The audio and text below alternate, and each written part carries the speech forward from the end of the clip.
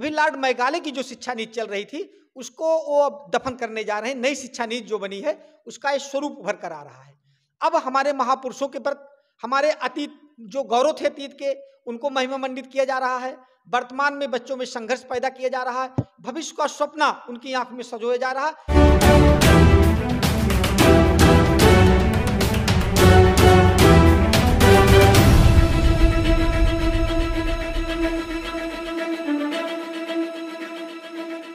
साथियों, ये नक्शा आप देख सकते हैं, अखंड भारत का नक्शा इस कार्यालय में है। आप देख सकते हैं अफगानिस्तान, नेपाल, भूटान, ब्रह्मदेश या म्यांमार कह सकते हैं, पाकिस्तान, बांग्लादेश, पाक अधिकृत कश्मीर, श्रीलंका, अक्षय द्वीप, चीन का कब्जा 1962। ये देख सकते हैं जिस तरीके से यहाँ अखंड भारत का नक्शा लगाया गया है। 14 अगस्त अखंड भारत। आप देख सकते हैं कि जब जब हमें लगता है कि जब जब कोई देश भारत की से अलग हुआ, भारत से अलग हुआ, वो देश, वो सन अफगानिस्तान 1876, कश्मीर 1948, अक्षय कश्मीर, चीन का कब्जा 1962, जम्मू कश्मीर आप देख ही रहे हैं, पाकिस्तान 1947, तिब्बत 1914, नेपाल 1904, भूटान 1906, बांग्लादेश 1947, ब्रह्मदेश या म्यांमार 1937।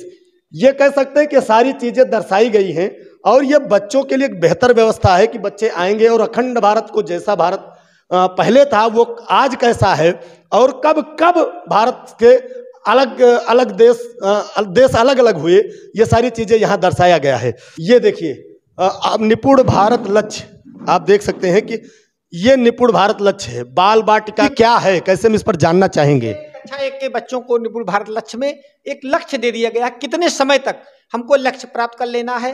जैसे आप देख रहे हैं कक्षा 2 में लिखा गया है, अर्थ के साथ बच्चे किताब को पढ़ लेते हो और 40 से 60 शब्द प्रति मिनट का प्रवाह होना चाहिए। ऐसा नहीं पढ़ लेते हो, पढ़ लेना अलग बात है, प्रवाह होना चाहिए उनका। कक्षा 3 में वही प्रवाह जो है 60 मिनट प्रति शब्द हो जाता है। जब कक्षाएं ऊपर हम अपग्रेड करते जाते हैं तो उनका प्रवाह और कॉन्फिडेंस बढ़ता जाता है, वो बढ़ जाए। कक्षा 1 के बच्चे 99 तक की संख्याएं पढ़ लें और लिख लें। उनको जैसे आप 69 लिखे तो बता दें, 6 दहाई 9 इकाई, वो 99 लिखे तो बता दें। कक्षा 2 में पहुंचे तो उनकी गुणवत्ता और अपग्रेड होगी और बढ़ेगी, तो उसमें 999 तक पढ़ने के लिए बात की गई है इनको।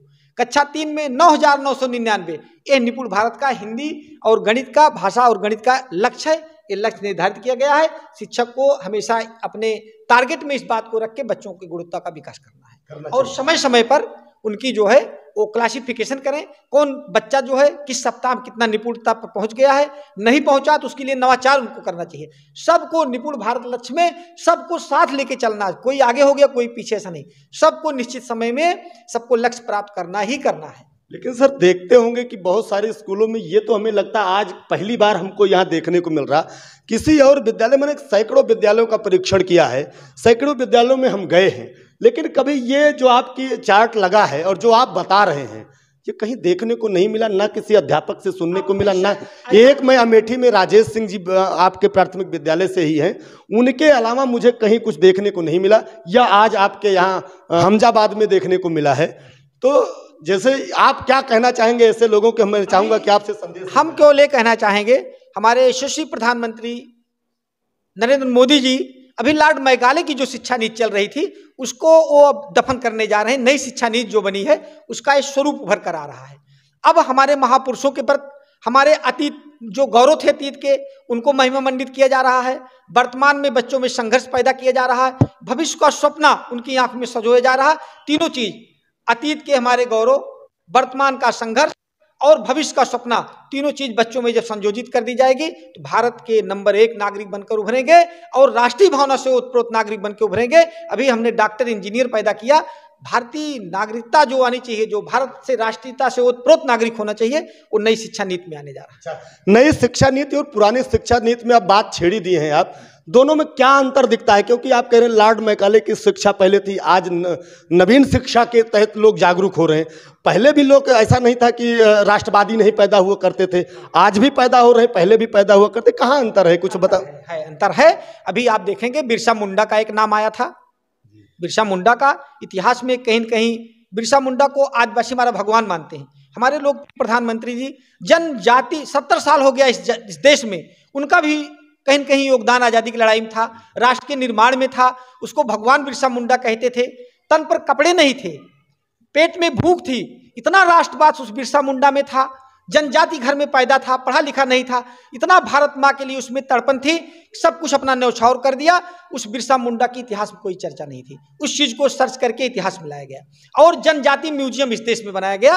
और लॉर्ड मैकाले की जो शिक्षा नीति है वो अभी तक बाबू और चपरासी बनाने वाली शिक्षा नीति थी कि भारतीयों को पढ़ने नहीं दिया जाए, ये अपने अतीत के गौरव को न जानने पावे।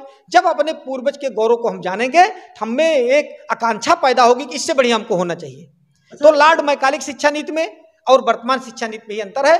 हम बिरसा मुंडा को पढ़ेंगे, हम रानी लक्ष्मीबाई को पढ़ेंगे, हम वैदिक सनातन जो हमारे महापुरुष हैं उनके बारे में पढ़ेंगे। क्या नहीं हमारे संस्कृति में है? नहीं, वैदिक सनातन संस्कृतियों को लेके तो कहीं न कहीं तमाम पार्टियों में बड़ा विरोध है। जानते नहीं है, कहीं न कहीं उनमें जैसे वो डिबेट करने आ जाते हैं टीवी में, उनको नहीं पता वेद में कितनी ऋचाएं हैं।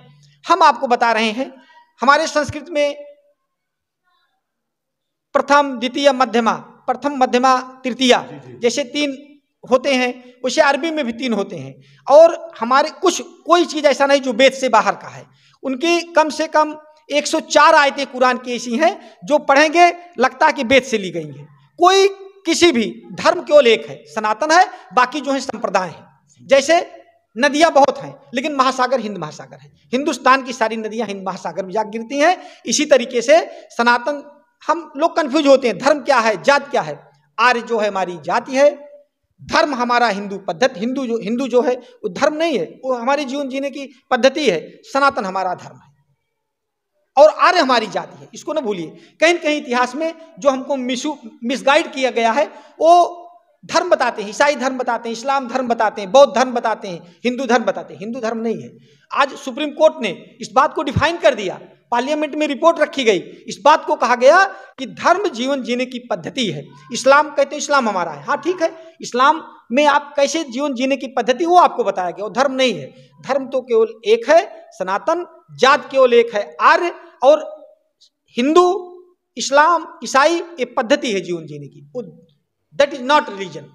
क्या बात है, बहुत सारी जानकारियां सर से मिली और मैं चाहूंगा कि जो सर ने बताया इस पर आने वाले लोग भी अमल करें। आर इंडिया न्यूज में बने रहने के लिए आपका बहुत बहुत धन्यवाद। जय हिंद, जय भारत।